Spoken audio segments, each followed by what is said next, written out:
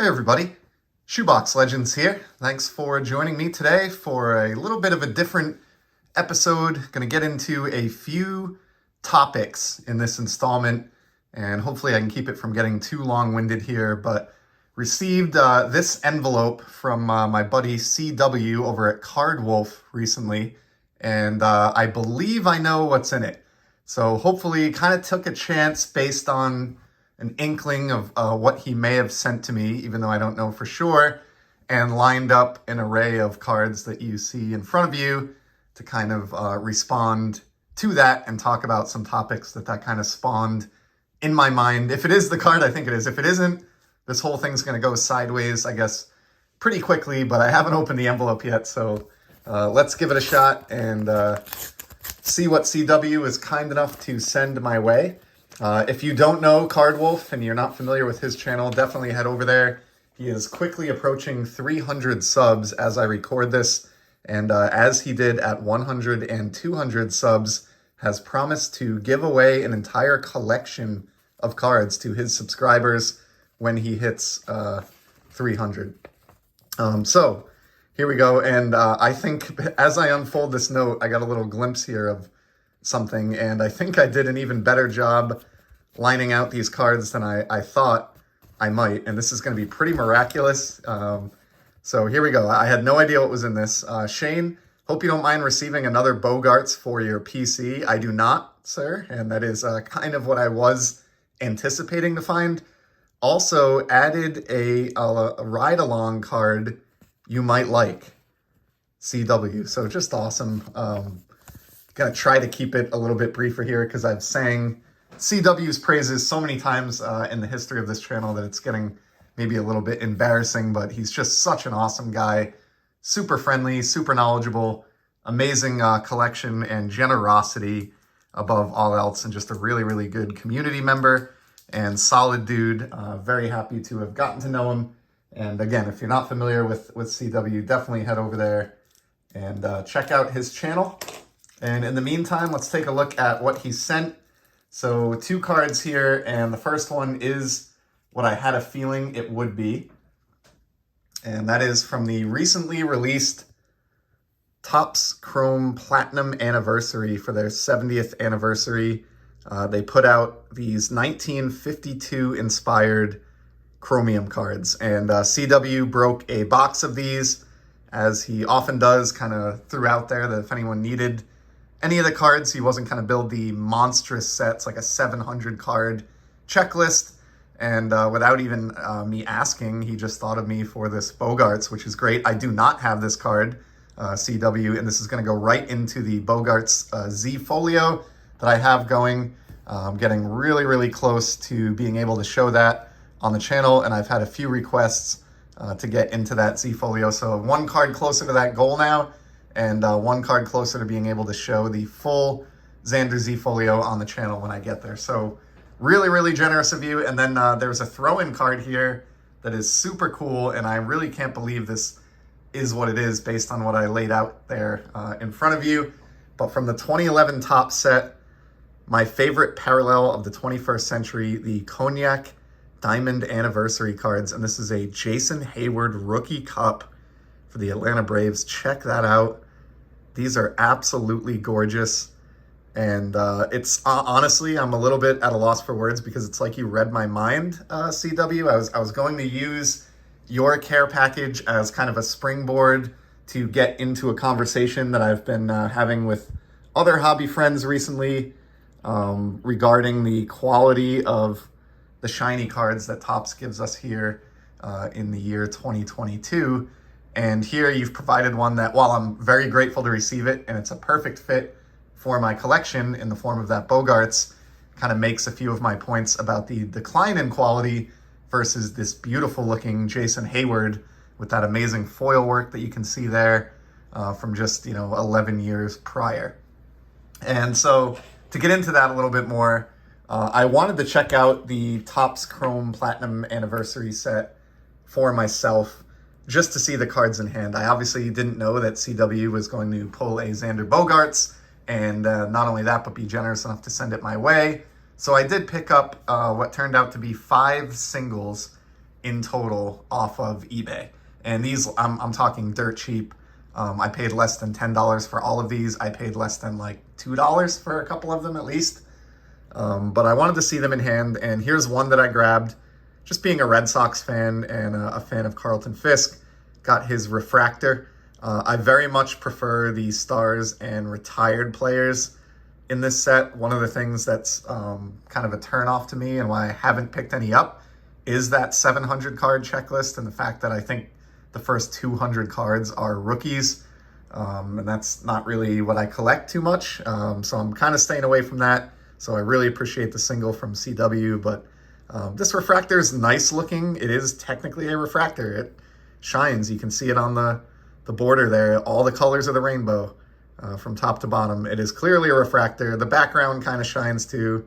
It's most noticeable up in the upper right where there's not as dark a background in this particular photo, but that's it. It's just, I'm going to channel my inner Eric here from those back pages, but this card is just flat.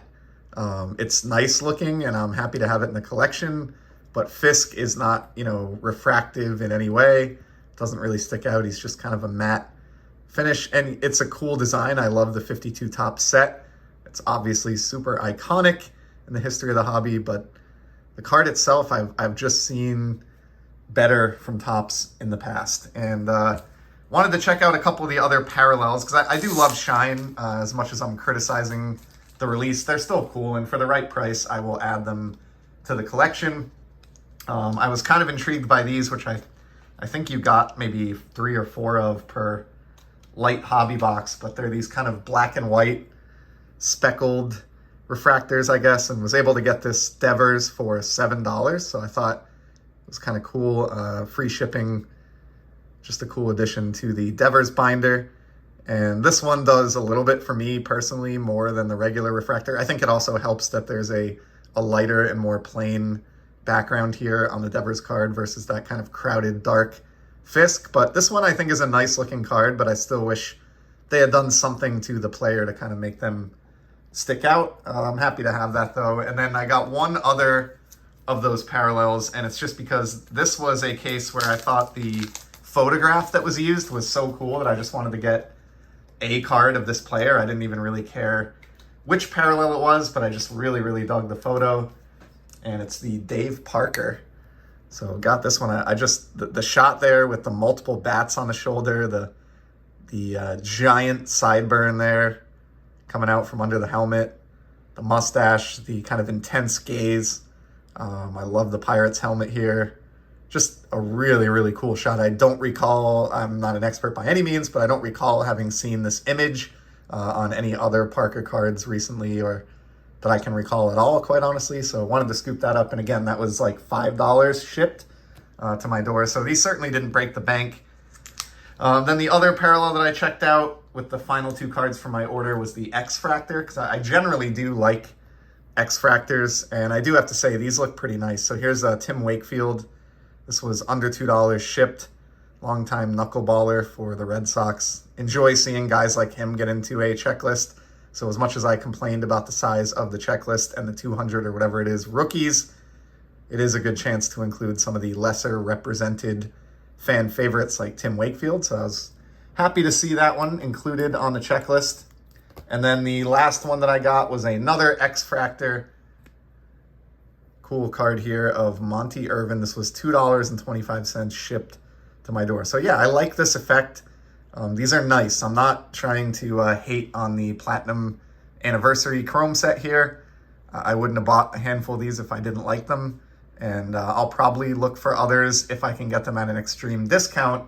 But again, I'm going to just sound a little bit like my buddy Eric here from those back pages. But I just think this set is a decline in quality over what we used to get from shiny Topps cards. And, for example, these are the 2011 Cognacs that I pulled out. I was going to use these just kind of like as a teaser at the end of the video, that I've been working hard on my Retired Legends short prints. Here's the Thurman Munson. So this whole stack here is Retired Legends Cognac Diamond Anniversaries. I'm getting very, very close to being done with having all those. So those are beautiful, but again, they have the same sort of issue. They're much nicer than the Topps Chrome Platinum anniversary set that just came out, but they're still not the same as what Topps was doing back in the day. And that's going to take us to our final card, or a couple of cards in today's installment.